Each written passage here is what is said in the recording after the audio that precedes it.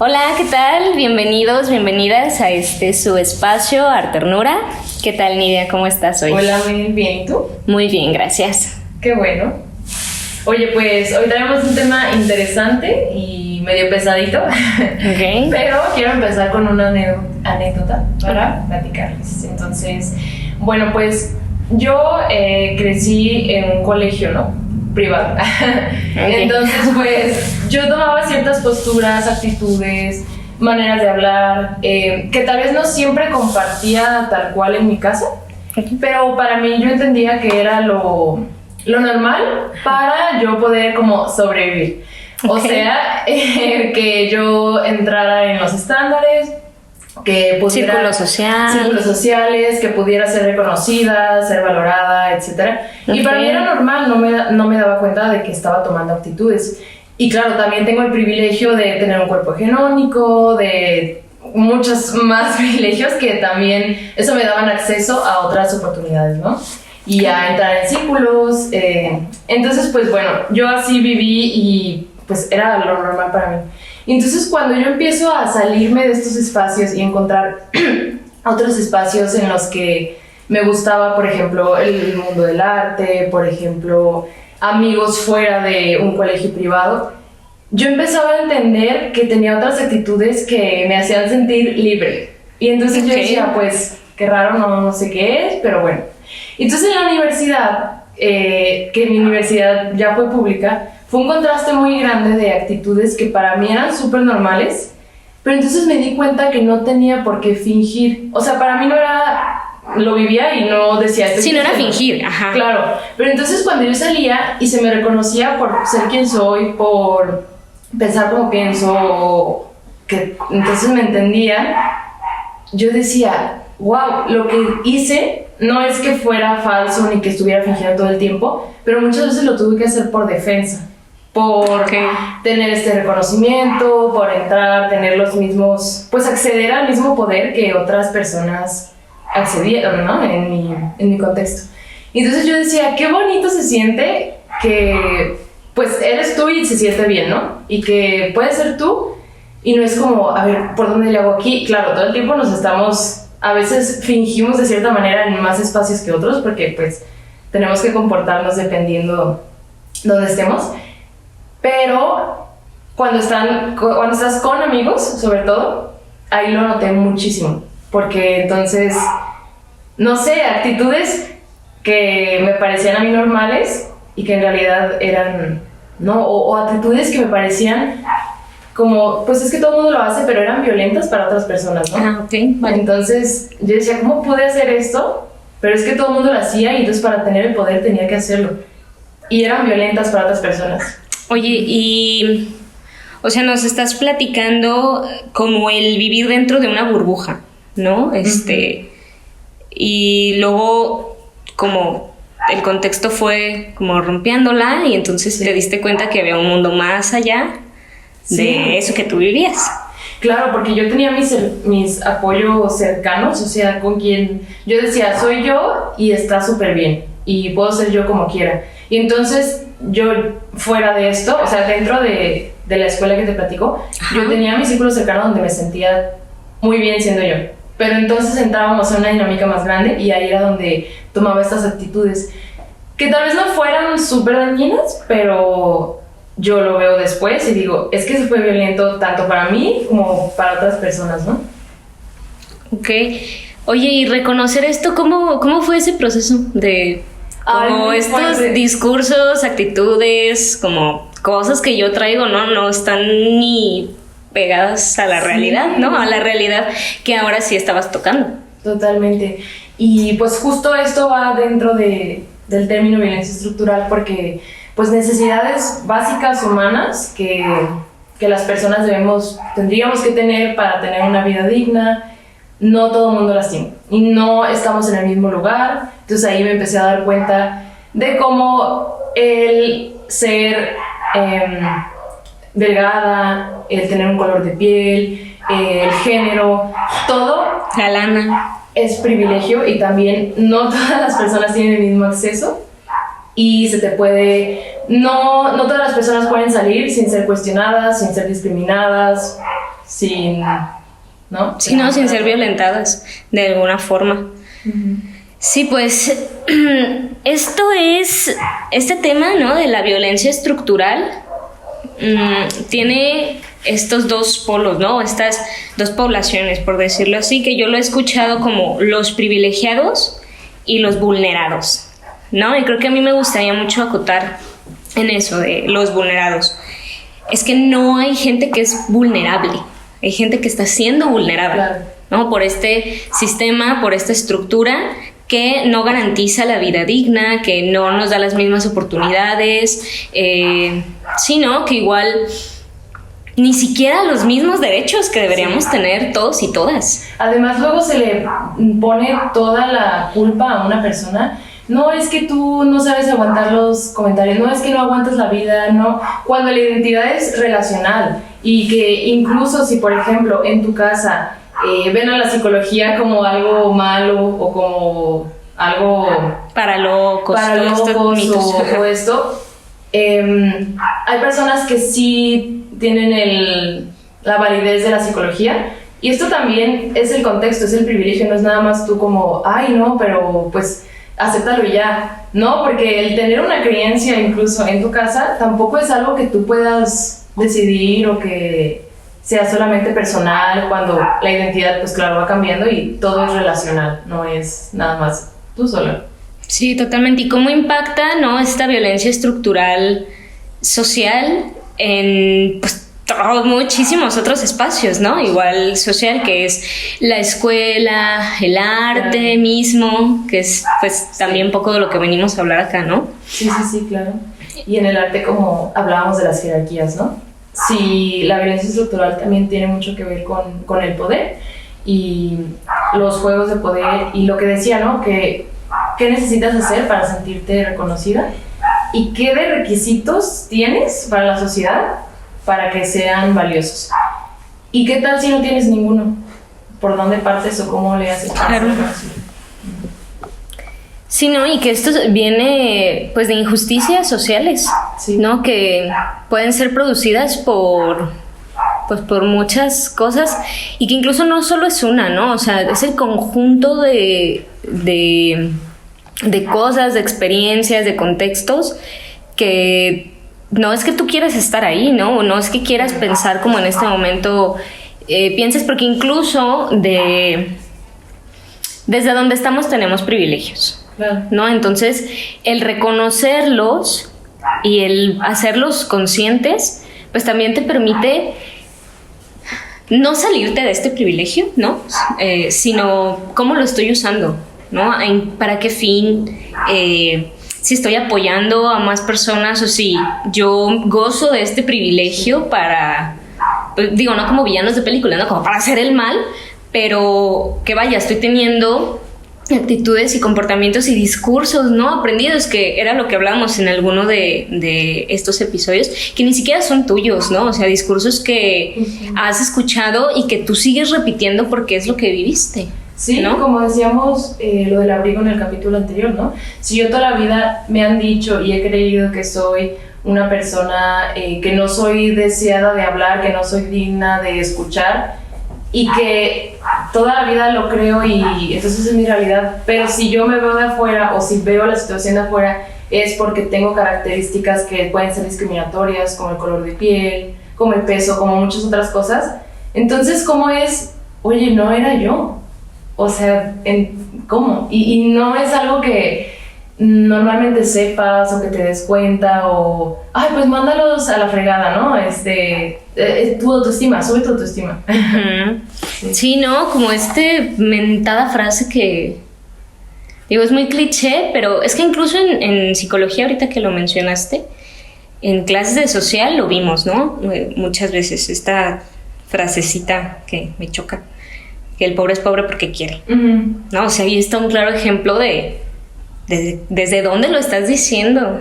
Claro. No, es que quien quiere trabaja. Oye, pero Sí. pues sí, ¿no? Tú tienes a lo mejor ese contacto o esas, ¿cómo se dice? Palancas, ¿no? Para estar con un trabajo que aparte es digno, que ganas pues bien, ¿no?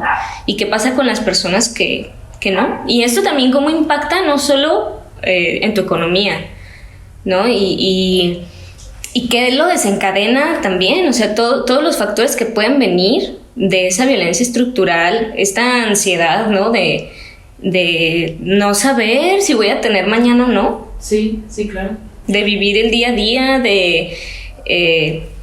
no sé, infancias que decimos, ¿no? Como deberías estar preocupado por estudiar, pero el peso de una familia, digo, entre muchas otras cosas. Y tú puedes tener acceso a un trabajo, pero puedes no tener acceso a ser aceptado, a tener reconocimiento social, a muchos otros privilegios que, no, sí, pero ya tiene trabajo, no, pero ya tiene el dinero. Pero y entonces todo lo demás que también necesitamos, y también son necesidades pues básicas humanas de reconocimiento, de valor. Sí, justamente el otro día estaba platicando con un amigo que no veía hace ya muchos años. Él ya está haciendo su especialidad de médico. Yo le platicaba que no me rodeo de gente como de médicos, pues. No porque no quiera, sino porque no tengo contacto, vaya, con ellos. Y cuando lo vi a él me estuvo platicando, ¿no? O sea, este infierno que se vive cuando eres, pues recién R1, creo que les dicen, que tomas tu residencia y así, como los que están arriba de ti, que ya pasaron esa mierda que tú estás pasando, pues quieren que la pases tú otra vez. Sí. Y él me decía que era también por creencias de la vieja escuela, ¿no? Él así me lo dijo. Es que es esto de la vieja escuela, que si yo ya lo pasé, pues entonces así es la única forma en la que vas a aprender y es la única forma en la que vas a ser buen médico, chingándole, ¿no? Así. Sí. Y claro, o sea, ser médico no es algo que digas, pues me lo aviento en nada, ¿no? Pero que sí, él me estaba platicando que su generación, incluso arriba de él, pues ya querían, pues ya no violentar, ¿no? Literal. Y que cómo eres tachado de débil, si no te aguantas, ¿no? Si no... O sea, si no le sufres esa vara, entonces no vas a ser buen médico, ¿no? Sí. Y él es lo que decía, que a él le costó entender como esta parte de, es que creo que ni siquiera es el señor que me lo está imponiendo a mí, o sea, viene desde atrás, ¿no? Entonces yo justo ahí le dije, ¿no? Es que es un problema de la estructura, ¿no? De cómo nos han metido este discurso. Sí. Y que no le estás echando suficientes ganas, la meritocracia inexistente, que es imposible, sí. Que tienes que llorar y sufrir por alcanzar lo que quieres. Y no estoy diciendo que sea fácil, ¿no? O sea, obviamente, si tú quieres especificarte en algo o, por ejemplo, enfocarte en la psicología, pues vas a tener que formar, claro, pasas por un gran camino y disciplina, etc. Pero no significa que... Es que no, solo échale más ganas y con la mejor actitud y no vayas a llorar porque no estás aguantando. Y creo que es súper valioso e importante darse cuenta de esto, ¿no? O sea, como tu amigo de medicina.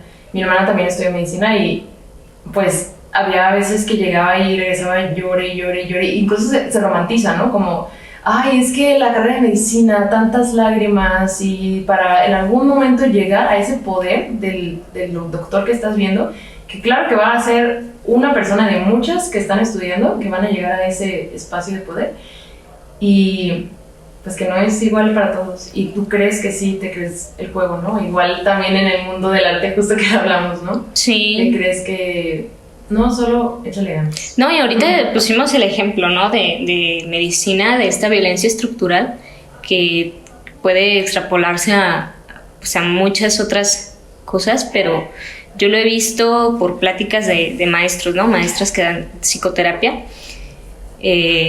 pues en el CUCS, que muchos estudiantes de medicina pues tienen ideación suicida, ansiedad, depresión, o sea, y que todo esto viene desencadenado no de la nada. O sea, no es algo aislado, es que ellos solo por estudiar medicina y que es una carrera súper pesada, ¿no? Pero todo esto que se desencadena, vaya, y que aparte es algo que te gusta, por eso lo estudiaste. Sí, ¿no? Y que digo, también decidir tu carrera es un privilegio, porque hay gente que, órale, te avientas esto y ya está, ¿no?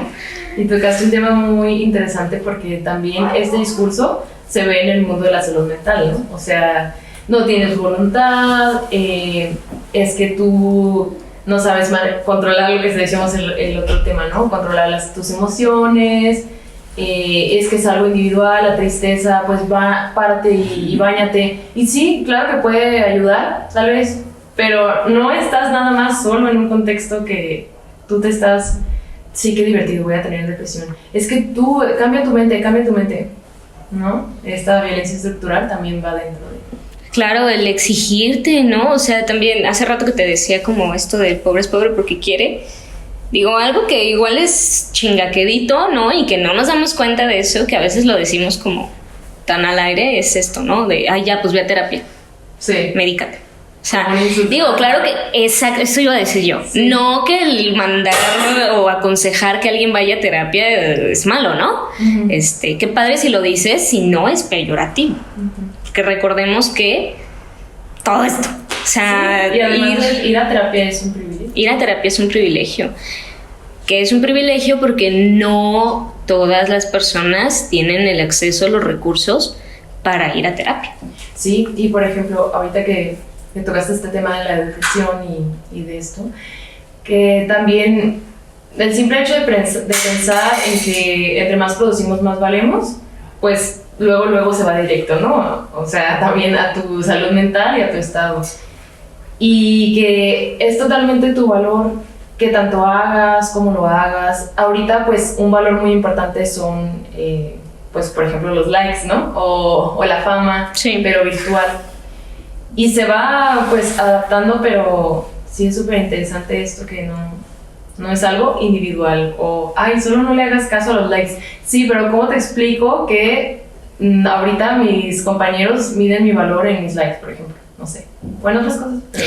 Fíjate que justo ahorita que nombras los likes, con esta experiencia que tuve en trabajar en un colegio siendo maestra, yo les hablaba, ¿no? Del adultocentrismo y de cómo a veces damos por hecho lo que las infancias quieren, ¿no? Lo que las infancias sienten, lo que las infancias, pues, les puedes preguntar, ¿no?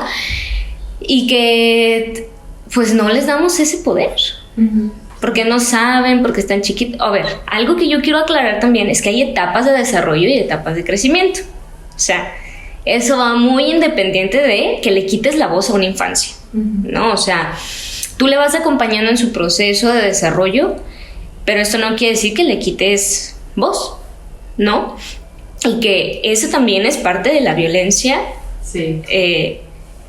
Que a los niños, a las niñas les vulneramos. Sí. Por eso hace ratito yo decía, es que no son grupos de personas que son vulnerables. O sea, naciste vulnerable. Es que nosotros como sociedad les vulneramos, les estamos vulnerando. No, es que naciste con estas características, pues ya, pues no. Y entonces también, por ejemplo, lo que dices de la voz, desde chiquito, pues a veces te dicen, es que no hables, o el adulto es el que sabe. Y entonces vas creyendo y creciendo pensando que es cierto. O sea, por ejemplo, la sociedad, todo se enfoca en jóvenes, ¿no? En juventudes. Y las infancias, los adultos mayores, entonces no tienen un nivel dentro de la sociedad alto y también que dé mucho dinero, ¿no? El otro día escuché un término que era personas en peligro de exclusión social. Y eso a mí se me hizo como bien alarmante. Sí. Porque ¿cómo nos vamos a acercar a conocer eso si en primera no nos bajamos de nuestro privilegio, ¿no? Y vuelvo a repetir, no por bajarnos significa quitarte el privilegio, sino cómo actúas a través de él, sí, ¿no? Entonces, personas que vulneramos, ¿no? O sea, algunos ejemplos, pues la pobreza, el discriminarte por tu color de piel, ¿no? Por tu género, incluso por tu acento, la gordofobia, ¿no? Ahorita tocaste el tema de las personas de la tercera edad, ¿no? Que son violentadas y que son una población que es vulnerada, que incluso he escuchado, ¿no? Es olvidada. Sí. ¿Cómo nos preocupamos por las personas adultas, ¿no? Sí. ¿En qué momento pensamos que la juventud es la más interesante, la única que sabe y la que lleva toda la economía? Sí, totalmente, ¿no? Y que los jóvenes también cargan con ese peso, ¿no? Y que entonces volvemos a eso, ¿no? Desde pequeños se nos da una concepción del mundo y crecemos con ella, y entonces yo cuando sea adulto pues voy a querer tratar a las infancias igual, que eso yo lo admiro mucho de nuestra generación y generaciones antes, que sí, pues se nota, ¿no? Que queremos hacer ese cambio. Y ahorita que hablábamos de esta generación de cristal, pues bueno, que tenemos este peso, así como todas las generaciones han tenido sus guerras, sus crisis, sus movimientos sociales. También ahorita tenemos muchos cambios, no sé, pandemia, todos los movimientos sociales, económicos, y ahorita hay demasiadas megatendencias, ¿no? Y que tú como joven es como, ¿y a qué sigo? Por ejemplo, no sé, antes no había tanto internet y entonces una tendencia, no sé, el punk o la ecología o hay que cuidar el planeta. Y ahora tenemos muchísimas tendencias que seguir. O sea, maneras diferentes de relacionarnos, la ecología que es un problema grave, muchas otras tendencias que no solamente son modas, sino que son filosóficas, políticas, posturas, maneras de ver el mundo, que puede ser muy abrumante. Y entonces es como, qué padre que tengo mucha información y que puedo explorarla y también empezar a ser reconocida con vestirme diferente y que mis amigos me lo aplaudan, o este aesthetic, ¿no? Entonces, y ese humor a mí me gusta mucho, el humor de mi generación, pero también es de entender este contexto, ¿no? Que además que tu valor, tal vez antes tenían otro tipo de crisis como, pues que sí, tenían que buscar, tal vez antes sí funcionaba en alguna medida el, no, pues búscale por aquí y encuentras trabajo. Pues ahorita ya no, porque un título no te da un trabajo, ¿no? Y entonces tenemos otro tipo de pandemias, ¿no? Que es, por ejemplo, la salud mental, nuestro reconocimiento, quién soy, qué tendencia tengo que seguir para valer. Entonces también es como contextualizar esto, ¿no? No solamente es, es que la generación que yo era, pues entonces débil, ¿no? Es que yo creo que también viene desde la idea, eso, contextual, ¿no? Y que yo de verdad muchas veces me he puesto a pensar como en cosas que yo ahorita estoy de acuerdo, cosas que yo ahorita sigo, que me hacen sentido, y que a los adultos les reencabrona, ¿no? Que no les gusta, y que incluso se quejan, ¿no? De eso. Yo cuando sea más grande, que no me va a parecer a mí, ¿no? O sea, sí, como el pensar como, o sea, ¿yo de qué voy a decir? Tú la tienes más fácil. Sí. ¿No? Y todo esto, ¿no? Que nos dicen que es muy sonado como, no, es que yo a tu edad ya tenía una casa, sí, claro, y a mi familia y todo eso. Pero entonces nosotros, pues también ponte a ver esa otra parte, o sea, esos polos, ¿no? A nosotros con qué crisis nos han dejado. Sí. Y no solo económicas, justo esto que decías, ¿no? De la salud mental y de que vemos a generaciones arriba de nosotros, generaciones de nuestros papás, justo esto, ¿no? Como, pues a mí me hacían tal cosa y yo estoy enterito. Sí, ¿no? Claro. Y yo todo bien, pero ese todo bien, sí, pues es también de uno darse cuenta que tampoco es obligado, o sea, tampoco les vas a meter el darse cuenta sí, para que se les destruya, que, ¿sabes? Sino también el hecho de, a mí cuando me dicen eso, ¿no? Como, es que ahorita la tienen más fácil, no sé qué, oye, pero unas por otras, o sea, y no unas por otras porque me las esté cobrando, ¿no? Sino ponte a pensar tú entonces como para mí también es difícil. Exacto. Sí, por ejemplo, pienso, no sé, en el contexto de mis abuelos, ¿no? Que claro que sí tenían que caminar en caballo para ir por agua, sí, y tal vez que no tenían, pues, ni siquiera sabían como si lo que sentían era tristeza o si decían, bueno, voy a tener una hora y ahorita voy a sentirme triste. No, yo entiendo que, no tenían tiempo, pero aquí tenemos otras dificultades, ¿no? El vacío, el quién soy, el dónde pertenezco, que también son dificultades y son dificultades colectivas, sociales y crisis también, pero en otros aspectos, ¿no? Entonces son otro tipo de pues de obstáculos que enfrentamos. Claro, y me pongo a pensar esto como en una carretera, ¿no? Y que ves que todos los carros pasan y cuando al tuyo pues algo le falta, ¿no? En algo falla, ¿cómo estás viendo a los demás pasar y tú ya te frenaste y sigues ahí? Pero es un mundo que te exige seguir manejando y entonces... Sí, ¿y cómo pues no qué puedes pasa, parar? ¿no? Uh-huh. Y vienen las amenazas de poder, de éxito, ya sabes, este temido éxito. Y esto todo el tiempo lo estamos viviendo. Y tal vez antes no había internet, pero ahora somos bombardeados de todo el tiempo te están diciendo éxito, eres más exitoso, la otra persona es más exitosa que tú, ¿qué vas a hacer? Claro. Sé feliz, sé feliz, sé feliz, sé feliz. Estás triste, tienes depresión, ¿qué vas a hacer? No, y es que aparte es un tema, o sea, el tener o estar dentro de la neurodivergencia, ¿no? Uh-huh. Y es un tema porque ya ni siquiera para la gente que te lo dice en la calle, ¿no? O sea, para el Estado, para la sociedad, que la conformamos nosotros, pero me refiero a las altas jerarquías, pues no eres... Pues no eres funcional, ¿no? No estás en uso. Uh-huh. Entonces, ¿qué hago? No me sirves. Sí, claro. Entonces, ¿qué? Te excluyo. ¿Y qué soy? Te estigmatizo, te violento, te discrimino. Claro. Por eso se me hace bien bonito, pues también para empezar a cerrar, estos espacios, como decíamos en un principio, ¿no? Lo de la burbuja, también construir espacios amorosos, ¿no? Como queremos en la ternura, la ternura. De reconocer a la otra persona, de escuchar las vivencias, de saber que lo que estás viviendo, sintiendo, pensando es pues real, no es algo exagerado. Y entonces ya después podemos construir o buscar oportunidades o entonces luchar por nuestra voz, como todos los movimientos sociales, pero sí tener este espacio de apoyo, ¿no? Y yo no te voy a decir que estás exagerando ni que es algo fácil. Claro. Sí, también para despedirnos me gustaría pues contar algo rápido, ¿no? Cuando yo tuve la oportunidad de acercarme a personas que ya tenían en su vocabulario, en su mente, en su vivencia, la perspectiva de género, yo me sentía muy asustada.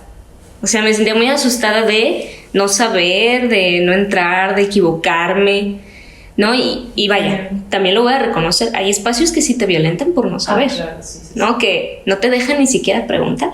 ¿Cómo no sabes eso y ya? ¿Cómo no estás deconstruida? Claro, sí.